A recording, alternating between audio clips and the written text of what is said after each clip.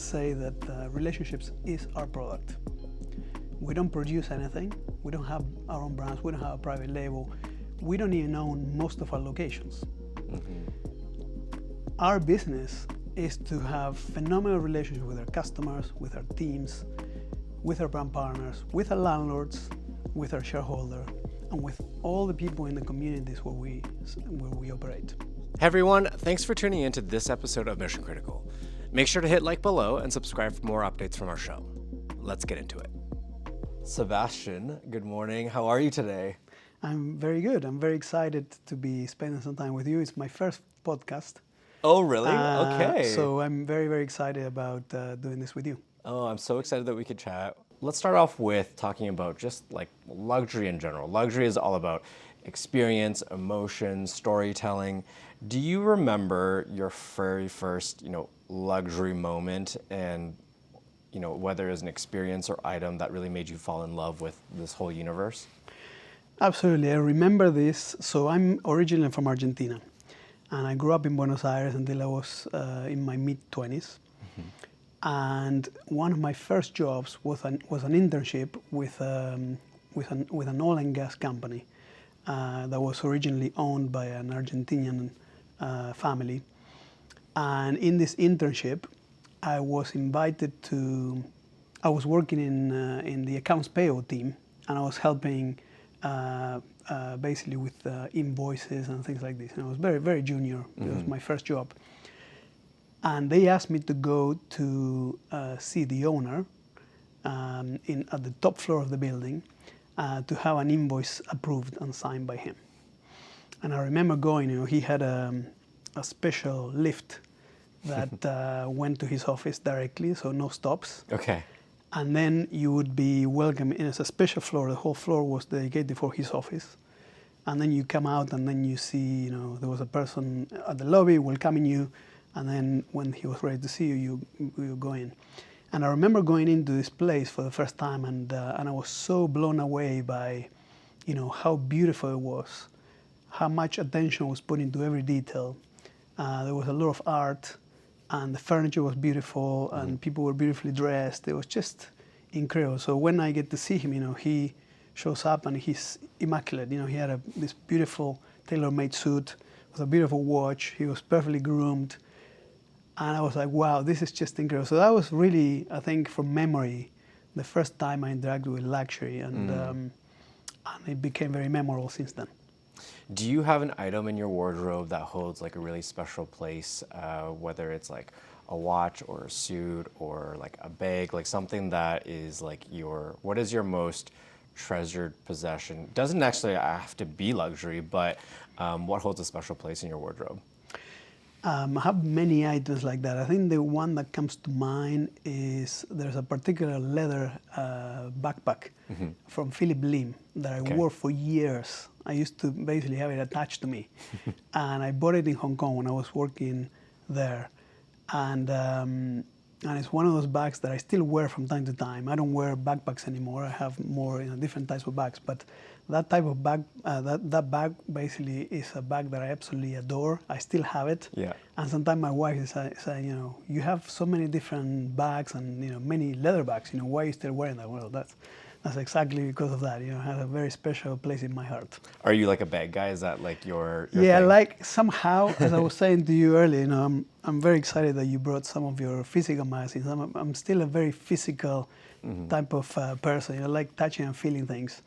And somehow I have, things that I take home to read and I bring back, and I'm constantly writing things down. So yes, I like having a bag with me, and I always have something in it. Yeah, something different about like the tangible and just something that you can physically interact with, right? Yeah. I mean, I have tried, writing down my notes on an iPad. You can. Yeah. Open your document and write your comments there, but it's just not the same. And I have colleagues that do it, but I can't do it. So when we talk about luxury, obviously, some people's definition of it might be like a really expensive price point. Other people's definition of it might be like the craftsmanship around it. I think the definition and like the arena of luxury has changed a lot over the years. How would you define luxury as it stands today in 2025, and how has that changed from, since you took on your position as CEO and president at Holt Renfrew? So, I'll give you the answer that we share as Holt Renfrew, because really that reflects what I think as well. So, how we see luxury at Holt Renfrew is, as you said, it's not so much determined by price points. Typically, the higher the price point, the better the quality, right? So there is obviously a correlation there in terms of very high quality, craftsmanship type of products. But we think that our customers are interested in multiple brands across different price points. And provided that the products that we bring are highly curated and you can't find them necessarily everywhere else, people love that. So an example is in, let's say, lower price points, some of the brands that we introduced recently that people absolutely loved would be brands like Mijuri, Skims, Fear of God, Veronica Beard, Free People. There's a lot of brands like this that people just love, and it's not purely based on the price point. Is, these brands are not widely available necessarily, and also they bring something that is very much in line with our ethos as a brand. And so I think that's really there's an aspect of multiple price points in terms of luxury, not necessarily widely available, but brands and products that people really want. And because there's an element of scarcity, then that creates a bit of luxury. And then in addition to that, I think it's also important to make sure that the brand connects with you through shared values. The brands have to stand for something that connects with you. And I think that also makes it a more experiential brand, or like a purpose-led type of brand, and products that people really resonate with. Yeah.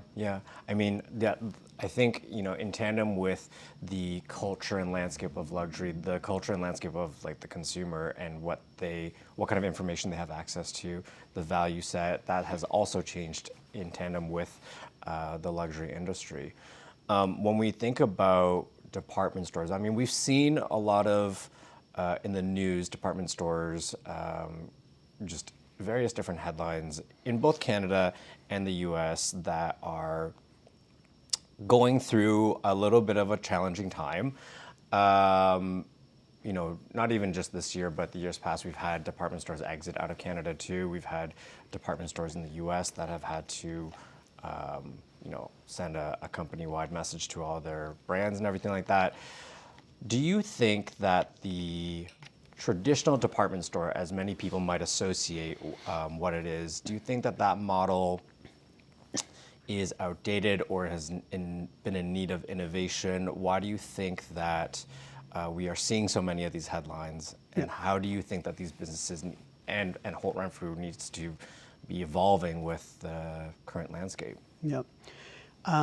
Look, I think generally speaking, and again, is as you said, in all markets, not just in Canada, I think the multi-brand retail model is very, very competitive and challenging.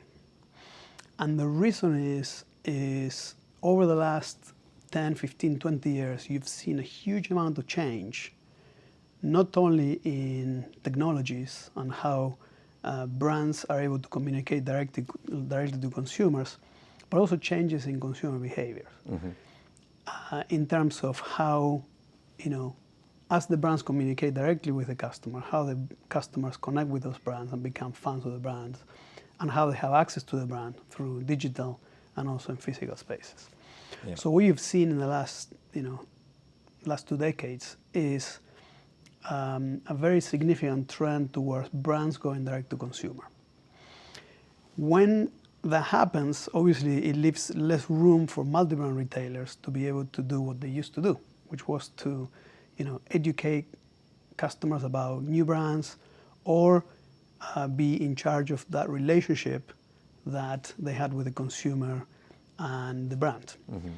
And so I think the multi-brand retailers that have done best in the last decades are the ones that have recognized that and evolved. Our take on it, and the reason why I think we've been very successful, is that we see ourselves, first of all, we see ourselves as a brand, as a branded house, not as a house of brands. And this is important because it then positions Holt Renfrew as someone that you want to interact with because of who they are and what they stand for, regardless of whether you have this brand or that brand. So this is really important in our approach. Yeah. So that's basically, really about creating an emotional connection with the consumer, even an emotional connection with our people, and an emotional connection with our brand partners. Yeah. It has its own identity. It has its own identity. Yeah. And we want people to think of us as a place where you want to shop because of who we are and what we stand for. And less focus on we have this brand or that brand. The second thing is when it comes to the day-to-day execution of that approach, we are laser focused on relationships. And you came to this event last week with Eleventy, which was really about celebrating relationships and the relationship we have with them and the relationship that we have with everyone that attended that event. And for us, relationships is at the heart of our business. I always say that relationships is our product. We don't produce anything. We don't have our own brands. We don't have a private label. We don't even own most of our locations. Our business is to have phenomenal relationships with our customers, with our teams, with our brand partners, with our landlords, with our shareholder, and with all the people in the communities where we operate. We are, in that sense, I always refer to Uber as an example, where if you have no drivers, there's no riders, and if you have no riders, there's no drivers. So it's basically this ecosystem has to always be oiled up.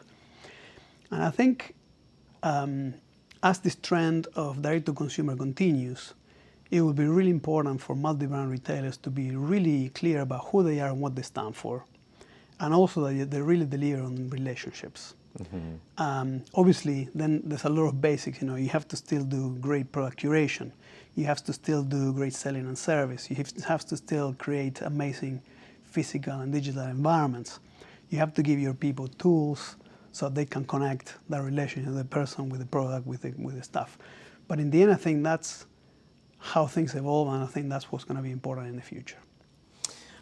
Building on that, and what you've been saying, with a lot of brands going to direct-to-consumer and online shopping being stronger than ever, what do you think is, you mentioned that relationships, that's like the big value for department stores and for Holt Renfrew as it stands today.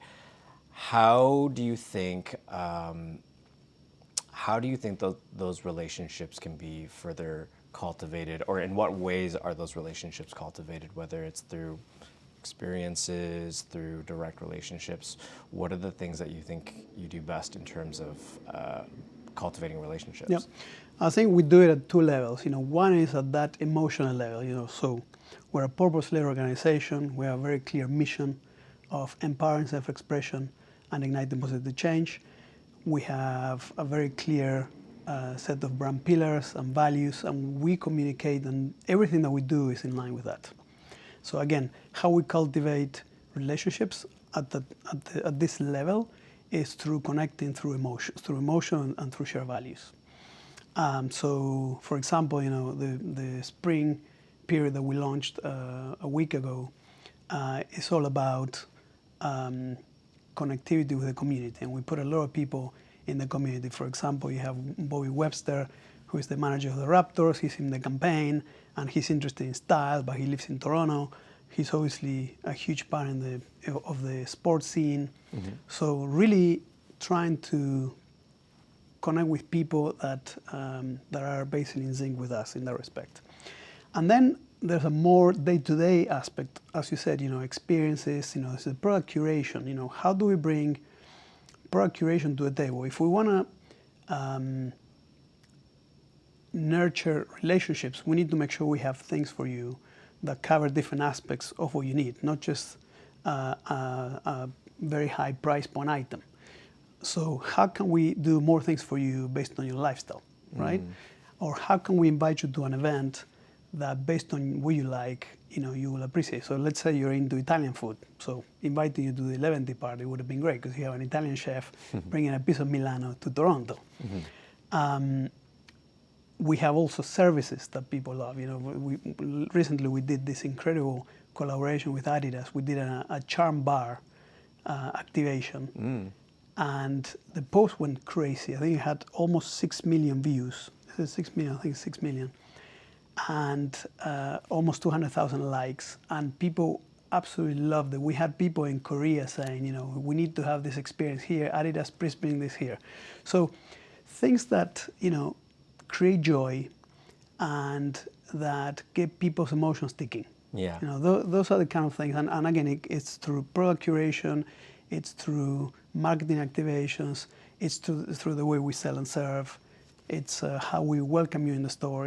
Everything, when it comes to experience, everything matters. Yeah. And I guess also being able to bring in Beyonce is also, or Beyonce so that was another great example. Helpful. Completely. I mean, this is it. I mean, we've done 2 big collaborations in the last couple of years that I would mention them as an example. One is this one.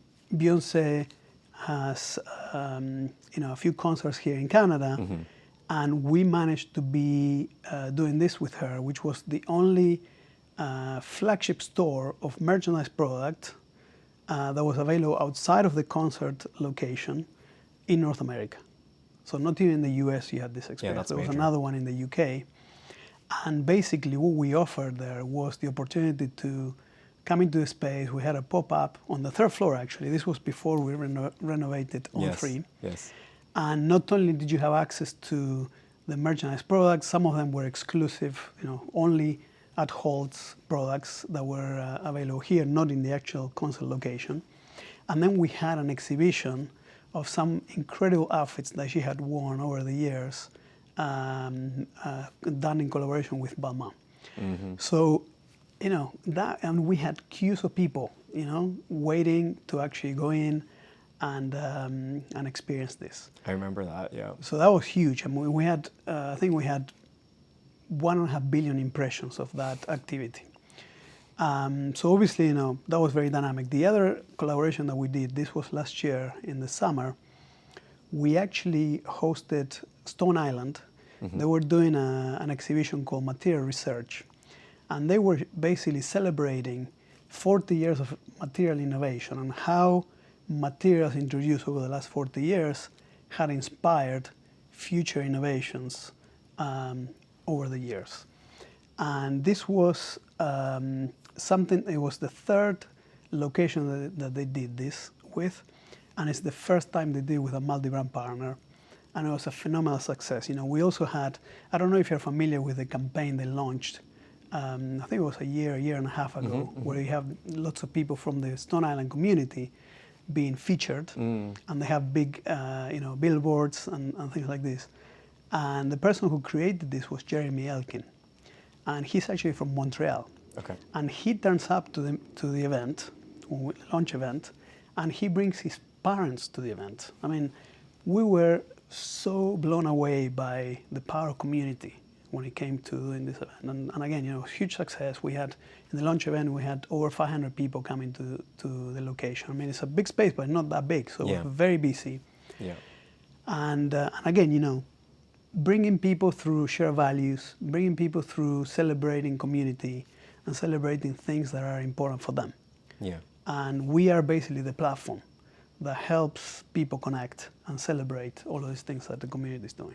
Yeah, I think it does seem like the bigger picture is like using, commerce and like retail as a platform for like culture and cultivating culture, whether it's like an exhibition of archival Beyonce tour outfits to community and connection, and it really is kind of it goes so far beyond just retail. It is a lot about conversation and culture, it seems like. Yeah, and some people talk about retailtainment or how retailers need to entertain, and I was recently asked, what do you think about that? I said, well, we are already in the business of entertaining because we do this all the time. Yeah, yeah.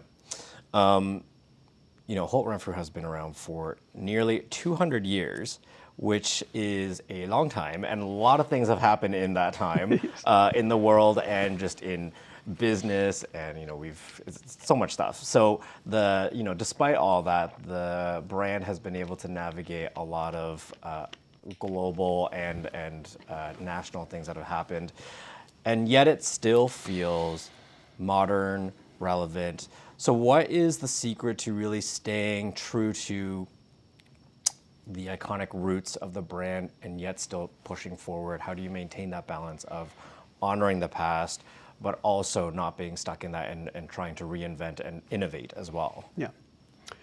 I think it's a balancing act. And obviously one that when you have a brand that has so much heritage and so much recognition is something that we need to do really well, and it takes a huge amount of responsibility to do this. In that respect, I would say that's number one thing, is making sure that as the custodians of the brand, and me being the person leading the team in being the custodian of this brand, I take a huge amount of responsibility and I take it extremely seriously in not only helping the brand evolve, but also preserve the key things that make this brand so special. That's the first thing. I think what really helped us, and I think continues to help us, is to really have a very clear set of communication tools around why we exist, what is our vision, what are the brand pillars, and how do we do things. Regardless of, we started as a fur shop in 1837 in Quebec City. This was before Canada was a country, so this is a very long time ago. And we no longer sell fur. So even though over time what we do changes, why we do it and how we do it remains the same. So that's, I think, one of the key things that really helped us. So why we exist, we empower self-expression and ignite positive change. This is why we exist and why we will continue to exist, hopefully for many, many centuries from now. Second, we have laid out what our vision is. Our vision is to be a branded house underpinned by a hybrid connected ecosystem that allows us to connect with the community across different touch points. And then our brand pillars are also defined. We are Canadian. We hugely value sustainability across social and environmental aspects. We are also huge fans of the color magenta, and that's a key part of our brand. Iconic. Yeah. Very iconic, and so Yes. in fact, we recently changed the packaging, and we went back to the original color. It's extremely vibrant, and people absolutely loved it. Yes. We also brought, I'll tell you about that example in a minute. And on personal service is also very important. Going back to that importance of relationships. Those are brand pillars. So every time we do something, we look at distorting one of those things. And then our values dictate really how we work. One of our values is warmth. So hopefully when you interact with me, when you interact with the team, when you interact with us in an event, you can see the value of warmth shine through our behaviors, right? So I think those are things. But then again, going back to evolution, we looked at our packaging recently, and I think it was around 2 years ago, and we said, we have an opportunity to actually make our packaging fully recyclable. In fact, the new packaging, the handles are made of paper. Okay. So you can actually put, unlike many other packaging that you get from other retailers, you can put this one in the because typically that green handle box. is not recyclable. That's right. Yeah. In the green box, and it's fully recyclable. So this one is one thing that we did. But as we're looking at this as an opportunity, we also said, how do we also update the color and make it relevant for today's world? So the color is a lot more vibrant. It's actually the original color, but also we brought new materials. So the packaging is fully recyclable. So that's an example of how we protect the core, but evolve on the edges. And continue to make the brand relevant, because in the end, that's what's key for us is to be culturally relevant. And that is like, that color is so nostalgic, but also still very contemporary too. And, you know, I just think about growing up and seeing those bags, and it's, you know, has a very, especially within the fabric of Canada, you know, people know that color, recognize that color, you know, have pride in seeing that color in a shopping bag, you know, in their home. You know, there's so much emotion attached to it. And again, I think it just establishes the brand as its own identity versus, again, as you mentioned, a house of many houses, you know. It kind of reestablishes that kind of singular identity. Yeah, it was a key. It was a key part of our work around making Holt Renfrew a branded house, not a house of brands. And to your point, you know, we know how important the packaging is because we know that, for example, during holiday, a lot of people, maybe there's customers that shop with us once a year, but they come during holiday because they want to get something special for the people that are, you know, the special people that are in their lives. Yeah. And so we have to do a really great job in making sure that that packaging conveys that sentiment. Yeah, yeah. When you took over your position in 2020, what was your biggest priority, like, as you stepped into the role? First day, like, what was kind of your vision? It's interesting because, you know, maybe there was a cultural aspect that I got to learn really quickly. You know, every person I met when I started was asking me, you know, what's your vision? And I remember saying, you know, well, I have some ideas, but my priority is, first of all, I need to learn as much as I can and as fast as I can about the business, really understand what's happening and what is the history and who does what, and, you know, meet a lot of people that are part of the business, as I said, you know, all the different stakeholders. And second, I wanted to build relationships with people as well and really start making sure that I understood who were the key people that made this brand so special and that I developed that relationship with them.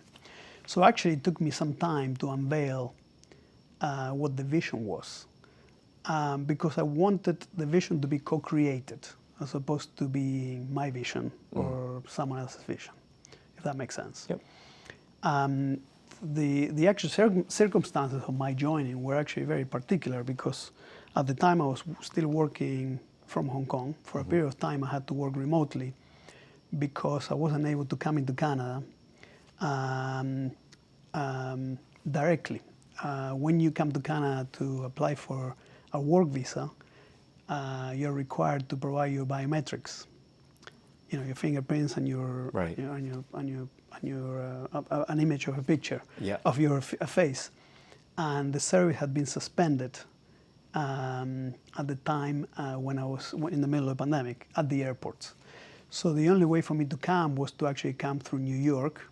I flew to New York, then I took a car to Newark, then I took a plane to Buffalo, then I rented a car, and I went through the like ground planes, crossing. trains, automobiles.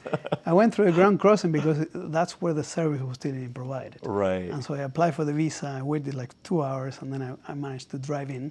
And then I had to leave the car at the rental car and then go in and self-isolate for 2 weeks at the service apartment. So it was, you know, obviously my priority at the time was to, as I said, get to know the people as fast and as quick as I could, get to understand the business and build relationships. Really key priority. The second key thing was to get a sense for what people thought the biggest opportunities were for us and what was preventing us from achieving those opportunities or what was preventing us from, you know, achieving more success. And I embarked on a journey of interviewing the top 50 people in the company, as well as key stakeholders, you know, brands, landlords, the shareholder, and so on. Even some customers I met at the time.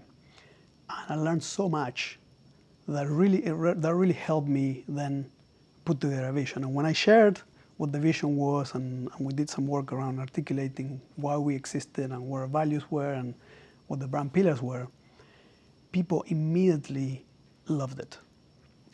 And it was because it had been co-created as opposed to me pushing it into the organization. You know, it was basically, it involved a lot of listening. And so when I unveiled, that our mission was to empower self-expression and enable positive change, that our vision was to be a branded house underpinned by a connected ecosystem, what our brand pillars were, what our values were, people were basically completely bought into it. So I don't know if that answers your question, but really those were the priorities. We were to really understand the business, build relationships, and co-create a vision for the next few years so that we could all be excited about in delivering. You stepped into the role in 2020, which is arguably one of probably the most difficult times for retail and just also the world. There's a lot going on that year, that time.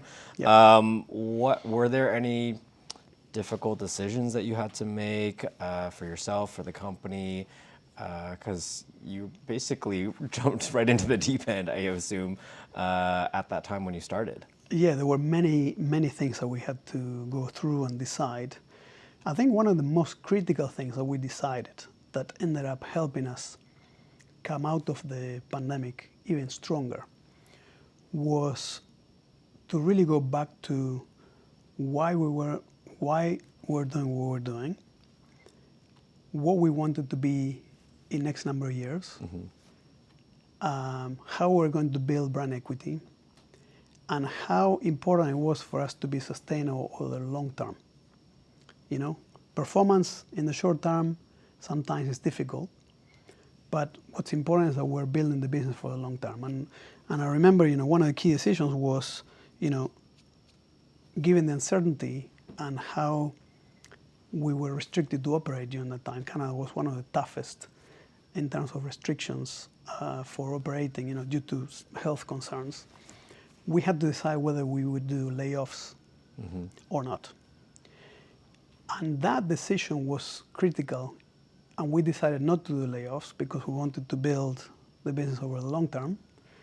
We thought we had what it took to navigate the short-term challenges, and we thought it was very important for us to continue to have a relationship between the customer and our teams, as well as the brand partners.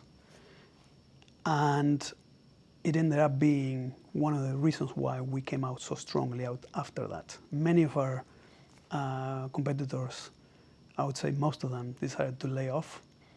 And I think that really hurted a lot of people because during that time you lose that relationship. Yeah. And in fact, in our case, I would say that many people, even though sometimes the teams that we have in the stores have a very different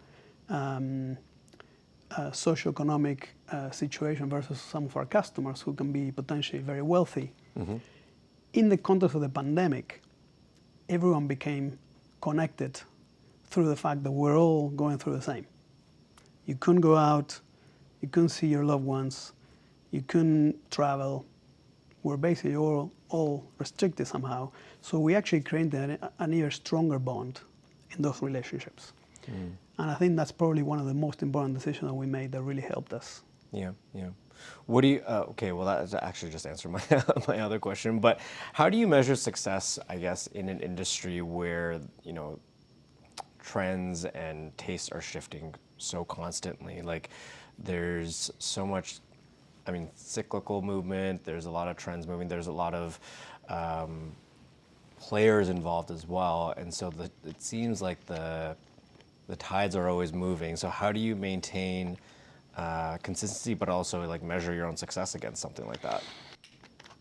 If you look at fashion, for example, which is, as you said, constantly changing, one of the things that we do as best as we can, because obviously it's very fluid and very dynamic, is we think of fashion and the product offer as fashionabilities. So to give you a very simple example, you have all the way from hype to classic, right?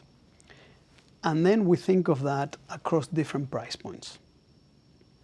So for example, in, let's say, modern classic, you can have a brand like Zegna or Keaton, high luxury brand. Then you have other brands that are mid price points, like Eleventy. And then you have entry price point like Jack Victor, which is a Canadian brand. brand that we have phenomenal relationships, a family business as well. So we try and offer for each fashionability different price points for all fashionabilities that we decide to play in. But then if hype, right now, as you may know, hype right now is not so much on trend. Mm-hmm. And you have people shying away from logos and shying away from some of the casual wear and going a little bit more what's called, some people call quiet luxury or understated style. So one of the things that I think we haven't done as well in the past was to say, oh, now it's all about, quiet luxury, forget about hype. And then it's all about hype, and then forget about. Mm-hmm. So instead of forgetting about things, what we do is we say, okay, maybe there's less appetite for this, but we still have a curated offer. And we maintain it, even though it's not as popular, because at some point it may come back. Yeah. And we need to make sure that not only do we have the offer at that point, but that we also have an offer that is relevant at that point in time. And that, I think, has really helped us keep our customers coming back. Whereas in the past, if we didn't keep that, then we would lose that customer for a period of time, and then it was much harder to bring it back. So I think we're seeing huge success in this in terms of our retained customers. The retained customer base has continued to grow up year over year, certainly since I joined. Mm-hmm. Lately there's been a lot of discussion around supporting Canadian businesses as a result of the discussion around Canada, U.S. tariffs, and just kind of a groundswell of supporting our own brands, our own talent. In some ways, actually, I feel like it feels very much like deja vu when during the pandemic there was a lot of dialogue around supporting local, supporting Canadian. As an iconic Canadian institution on its own, what responsibility does Holt Renfrew have in just championing Canadian talent, and how do you actively support homegrown talent, whether it's a brand or, artists? Yeah, I mean, it's interesting because when I joined the company, we went through this journey of clearly communicating, what our mission was, the fact that we wanted to be a branded house, the fact that as a branded house we have 4 brand pillars. One of our brand pillars is Canadian. Mm-hmm. And since then, and historically, I think, but since then, more methodically, we've been very focused on partnering with a lot of Canadian talent in everything we do. Not just in terms of brands, we have brands like Canada Goose, Macash, mm-hmm. Moose Knuckles, Mijuri, Nix, who, interestingly, you interviewed her as mm-hmm. well, mm-hmm. and I bumped into her this morning because we're doing a video with her for a collaboration that we're doing with her in the store. She was on 3. Oh, great. So we have a lot of Canadian brands, but we also partner with a lot of Canadian talent, and we actually track internally how the people that you see in our campaigns, front of house and back of house, so the photographer, the art director, all the people that we use to create content, how all those people are from Canada, even if they may not live here, or if they're not Canadian, they live in Canada. We basically have a huge amount of focus around partnering and doing things with Canadians because it's really, a key part of our brand. So I think we have a huge amount of responsibility, not just to promote that, but also to celebrate it because a huge amount of talent in Canada. And also living abroad because they've been so successful that in many cases you have global success stories. You have Keanu Reeves, you have Justin Bieber, you have, it's just the list is very long. Yeah, I saw you have Erdem coming this week as well. That's very important. But also celebrating like Holt's identity as a Canadian brand too. Absolutely. And how that kind of fits into the overall storytelling of supporting Canadian, cultivating Canadian. And you know what? I think this is slowly changing, but I'm curious to see what your perspective is, but I feel like the narrative sometimes around Canadian success stories is that we sometimes don't celebrate ourselves as much as we should, and there's like a shyness to it, or downplaying to it, a passiveness to it. I do think that that has changed slowly with, you have international pop stars that are from Canada that are proudly Canadian. You have global brands like, say for example, like a Shopify or a Lululemon or something that are still based out of Canada and have proudly championed Canada. So I do think that that sentiment is changing. But do you think that, I guess, yeah, what is your perspective on that? Yeah, I mean, I'll give you a perspective of an expat, right? Because as an outsider, if you will, to at least 5 years ago, and now I'm a bit more of an insider. I agree. I think the Canadian culture appreciates success, and they're very proud, but I don't think they appreciate showing off the success so much. And it's a lot more subtle, which I think is fascinating because, as I said, there's a lot of very talented people who have achieved a huge amount of success, not just in the kind of art world, but also in business. There's a lot of very successful entrepreneurs and business people that have been very successful. So I think it's one of the reasons why we also sometimes are very understated when it comes to how we celebrate success. Because in that respect, we're also, part of the culture. Yeah, I mean, you have a lot of global experience. You've worked across countries, Asia, Europe, South America. You have a global perspective.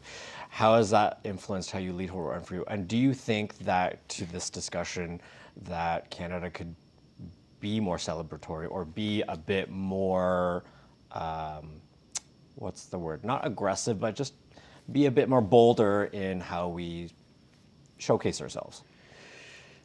I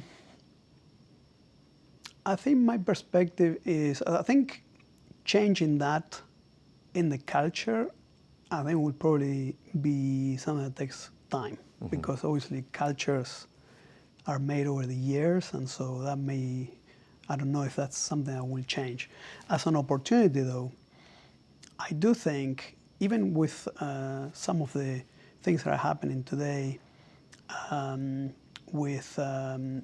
the world, I think there's a really big opportunity for Canada to, and also in the context of having a new government coming in soon, as elections, I think there's a really big opportunity to unveil a vision for the country that is exciting and that gets people thinking about the possibilities that Canada has for the next 5-10 years to bring something unique and to bring something to the world that the world needs from Canada.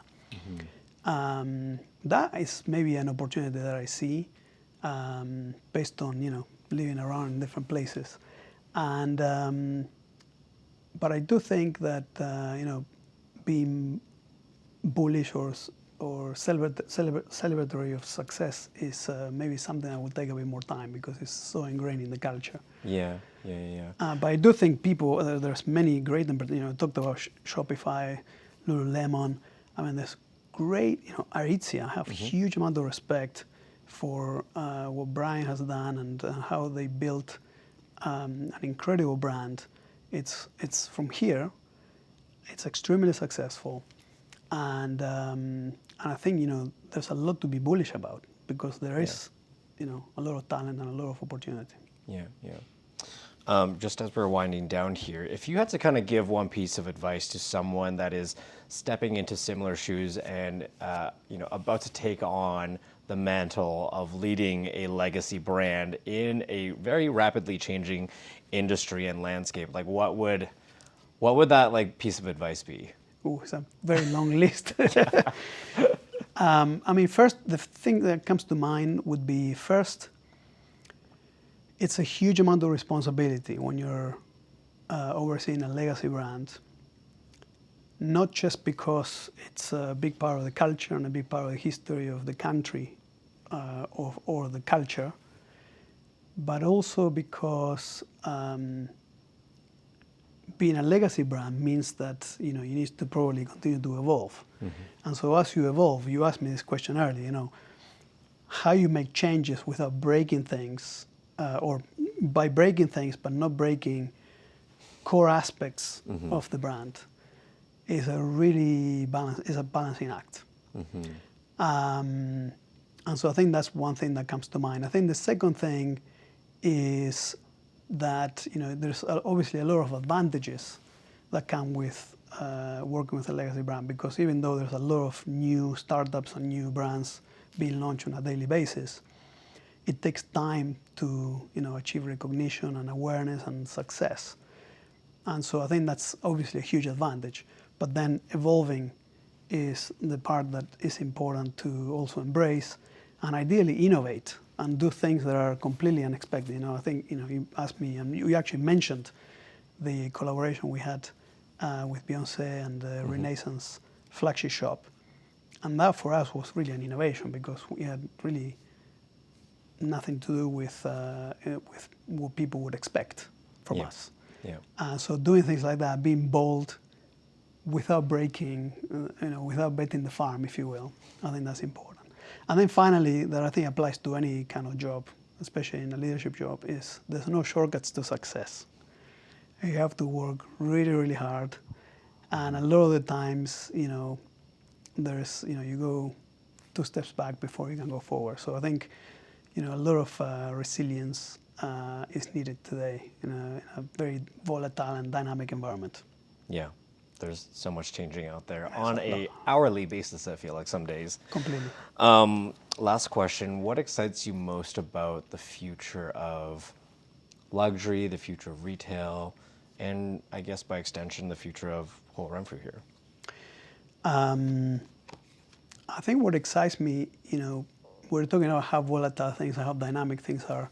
I think we're going through a lot of changes right now. There's a lot of different things going on in the consumer's mind. You have, in Canada specifically, you have changes with the relationship that we have with the US. You have elections coming, national elections. You have a period of high inflation and high interest rates. Even though those are cooling off, I think people are still, keeping an eye on those things.